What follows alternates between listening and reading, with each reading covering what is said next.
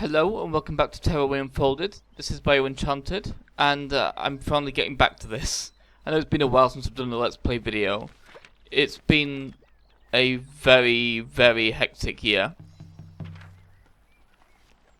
But here we are on the Maypole field, Chapter 3.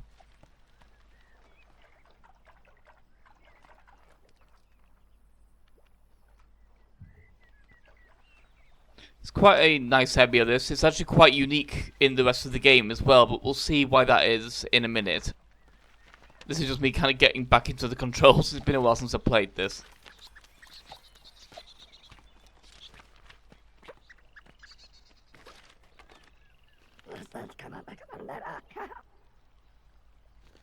There's quite a bit of body horror in this game, involving like people's facial features being literally stolen because they're just kind of pieces of construction paper stuck on their face. So of course we have to replace the parts that have got stolen. Let's give him a few eyes, shall we?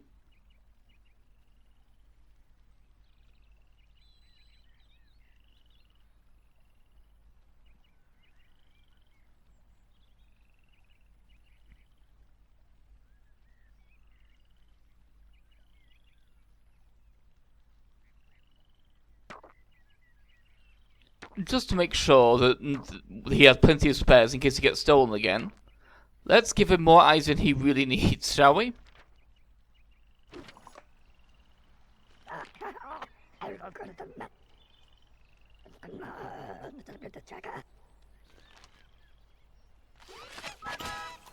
I like that he assumes you stole them, because of course that's the only way to get body parts around here, is to steal them from other people.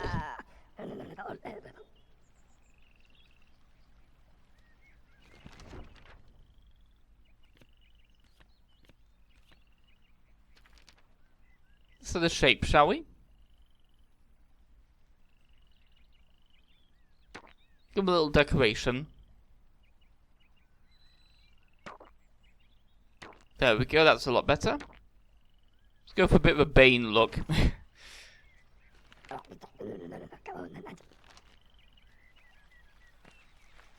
Now he has 3 pseudo-mouths. Because those aren't actually mouthpieces, they're just shapes that I put on his face.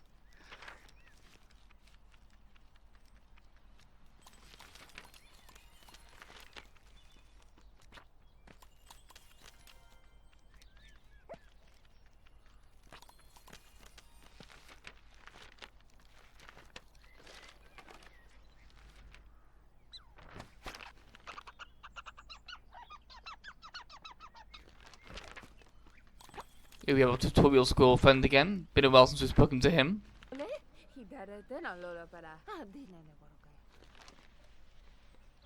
These are quite cute little sections of the game where you get to actually create an entire object. Of course I messed this up because I forget it. I don't notice it says right butterfly wing instead of left, but I'll fix that. This is just kind of me, like, getting back into the controls of this section of the game and everything.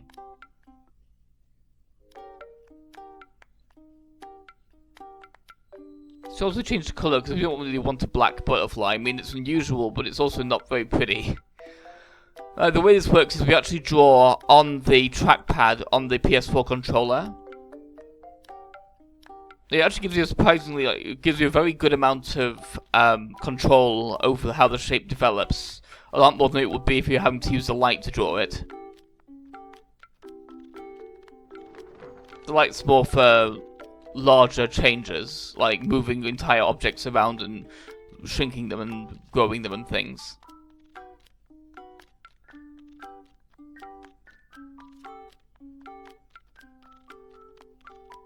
I'm quite happy with how this butterfly wing's gone. It looks very nice.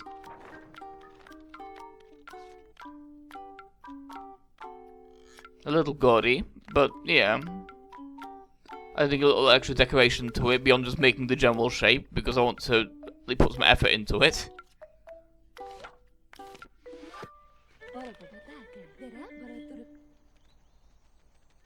And there we have our butterflies, which now look exactly like I drew them. I really like that mechanic, it's very cute. And there's the hole in the sky, which is of course our main objective for this for the game so far. We've been trying to get to that hole in the sky all game.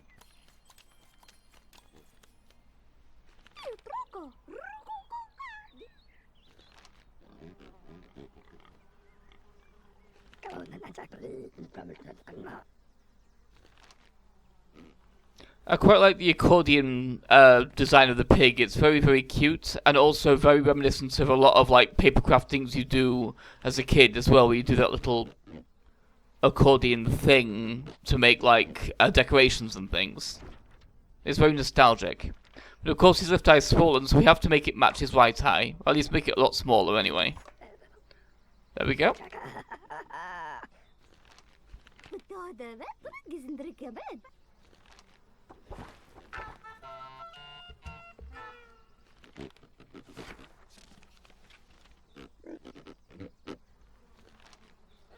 These sections of the game are quite cute and quite fun.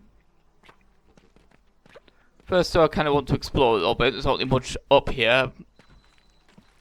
So let's hop on the pig, shall we?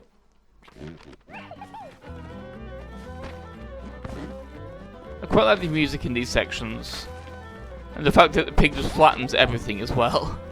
And of course, most of the scraps in this level are found in these boxes. And also from destroying all these little guys. These little scraps here too. I meant confetti, not scraps, really, otherwise. I could have taken him out pretty quickly because he was on the drum pad thing, but... Whoops.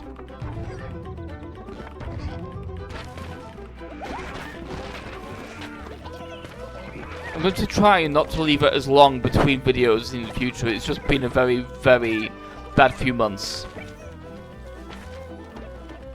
But the worst of it's mostly over.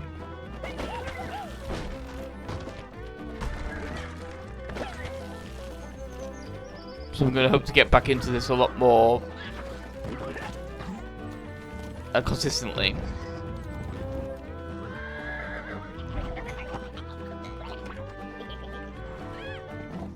Quite like the scrap stacks, that's quite cute.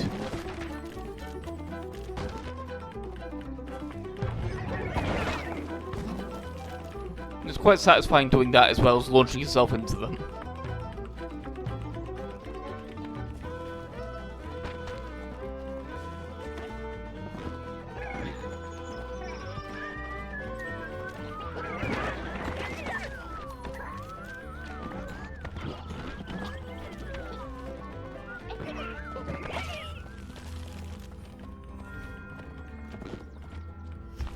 This is a very atmospheric little cave with all these little mushrooms and all this paper confetti areas and things.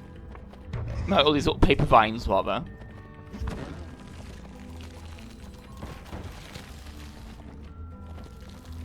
And the little lettuce as well. I mean cauliflower, not lettuce, what am I saying? But of course, sometimes you kind of need to, if you want to try and find as many confettis as you can, you generally want to leave a few of the boxes intact at first so you can use them as bridges. Sometimes the game does allow you to be a little strategic in how you break stuff. And of course some of the things you can open with the lights also contain confetti, like those little plants and things. I quite like this little cave area, it's very atmospheric. I quite like the music kind of goes a little quieter while you're in here as well. It's a very neat touch.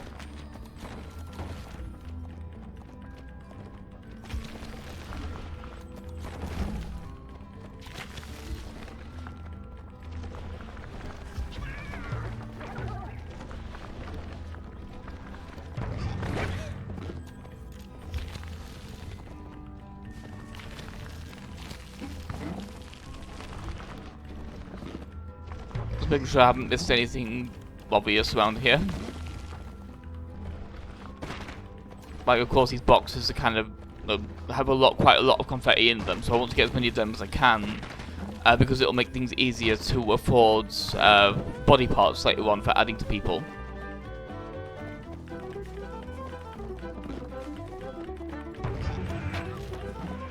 I've got these little like rings of confetti you can jump through as well.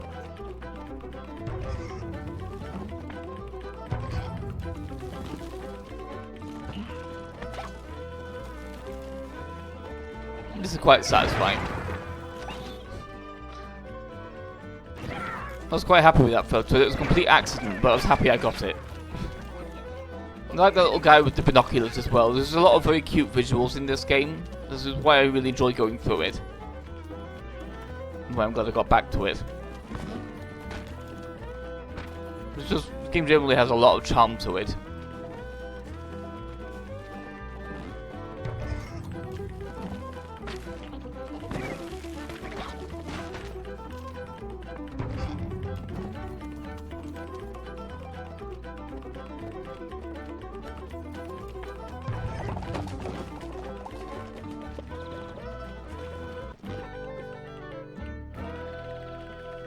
There we go, we've reached the end of the pig section.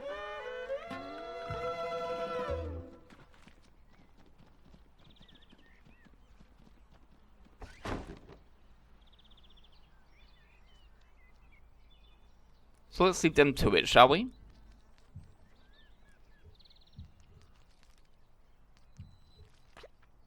No real way back, but we don't need to go back anyway. Let's push on, shall we? To the main section of this level.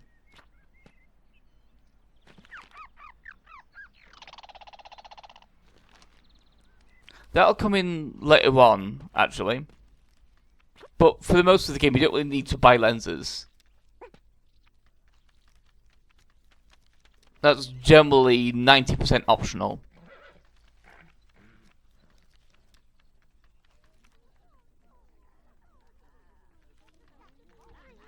Because I'm starting to swing the camera around, I've kind of forgotten about one of the main collectible types in the game up to this moment. I don't really think I've missed anything major, but this is kind of what makes this area a little unique compared to the other areas in the game.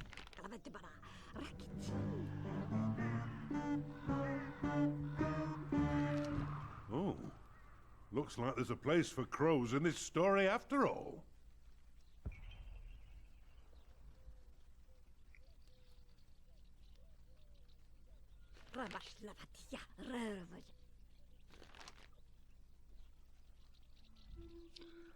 So this is the reason this area is unique compared to the other areas in this whole rest of the game. Most of the game's very linear, but this is the one area that's kind of like a hub that has a bunch of different areas branching out from it. The grocer's barn over there, the mountain to the left, which is our ultimate destination, and then another area as well that's going to be very important. You may be able to guess where that is.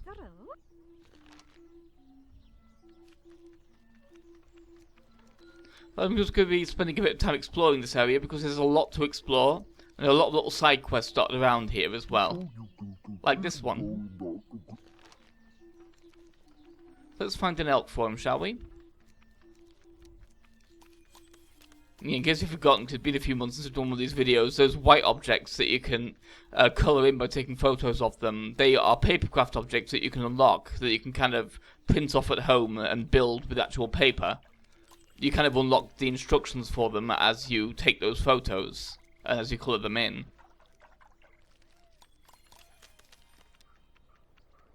I quite like the environmentals of it as well, like the like snow over here and the crows and everything as well. Here's the elk. Let's get a photo of it, shall we?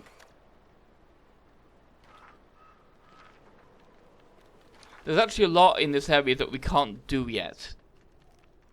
There's certain things that we need before we can actually get a few of the side quests here done, but I'm going to do as much as I can do on this first pass through the area.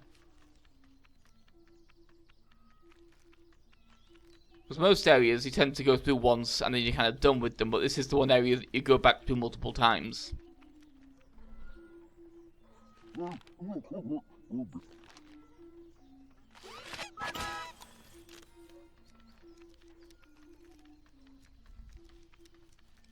Let's find out what's going on with this barn on the way to the next thing we're going to be checking out, shall we? I think it's about time we saw what these crafty crows are truly capable of. Thievery! Ooh, let's see where this takes us.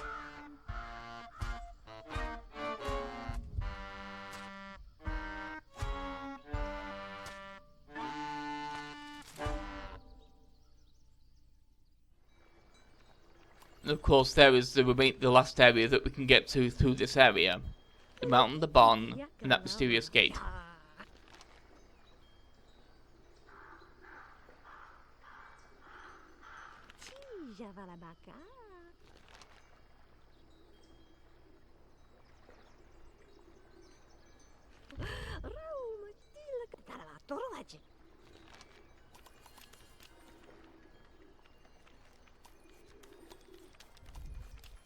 So this is the other half of the room, of the area, on the other side of the river.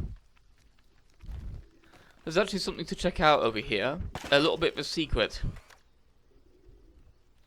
And it's not the giant, like, arrow tree thing. That's not the secret thing. It's this. I quite like the atmosphere of this area, where, like, the only real light is the light you provide.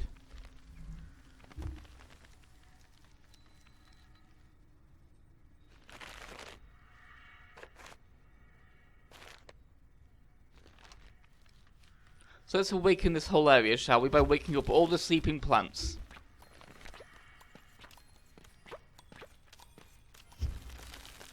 And also lighting up all of these little heads over here as well, which are the main things we need to actually do, is waking up these little heads with the little gopher creatures inside them.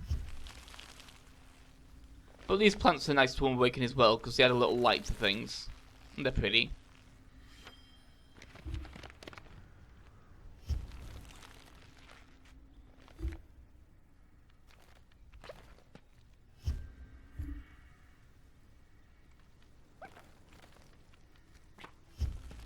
There you are. Some of these can be actually quite tricky to spot if you don't know what you're looking for. Especially because given how dark the room is, it can be very easy to get lost in this room. But there we are.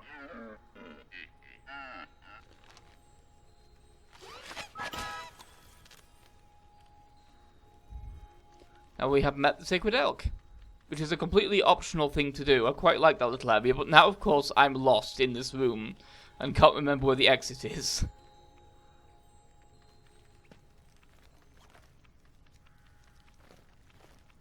But I actually ended up finding something I'd completely forgotten about that we'll be coming back to when we can do something with that. That's something I'll need to bear in mind for future when I come back to this area later on. So yeah, this area is just kind of like secrets on secrets sometimes. I quite like the design of this area in general because of how open-ended it is. It's one of very few areas that are this open-ended, and it's quite fun to explore those kind of places in a game that otherwise has a lot of very linear levels.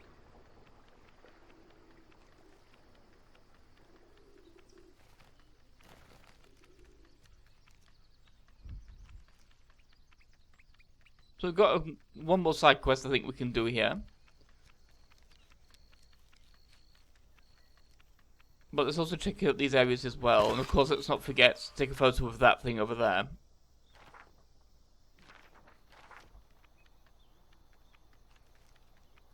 I completely missed it was there the first time round.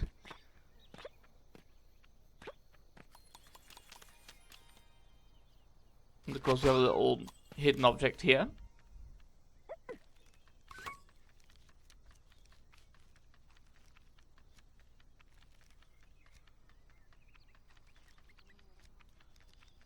This is going to be one of those games where I explore as much as I can, but I probably won't be 100%ing it because there are some aspects of this game that are a pain to 100%. There's one particular type of side quest that is just frustrating, and so I probably won't be... I'll show you what that is when I get to it, but for the most part I won't be actually bothering with that particular type of side quest because it's so infuriating to actually do it.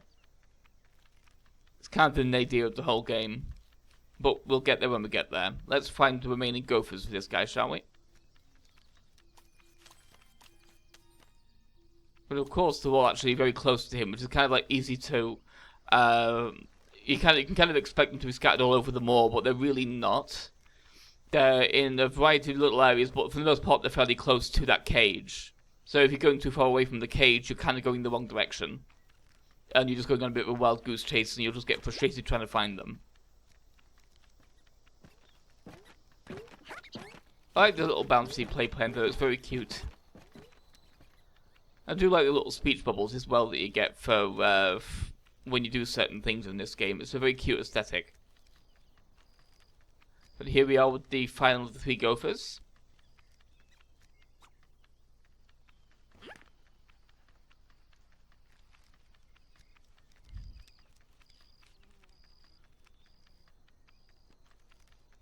I quite like the hole in the sky has like a similar aesthetic to a sunset. It's a very nice looking hole. Kind of a weird thing to say, I know, but you know what I mean.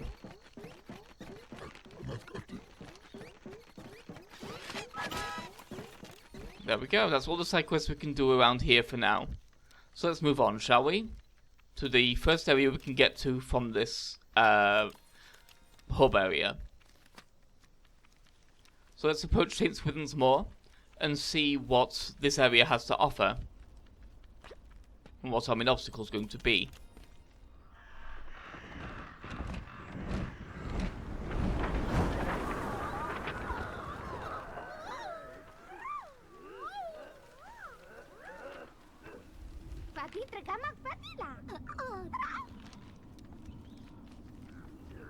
Oh, you're talking about the hole in the sky like it was a door as well. You didn't leave the sky open, did you, when you came in here?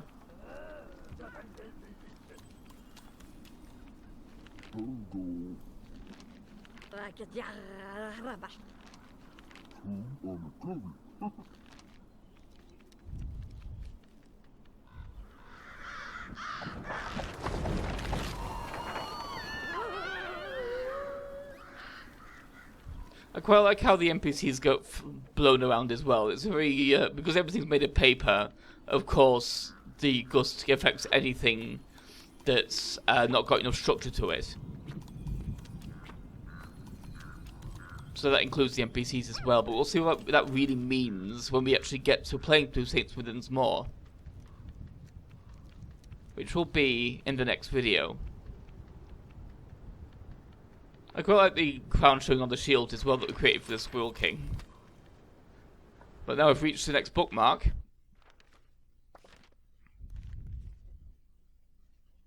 We've done everything we can in the Maypole Fields at this point.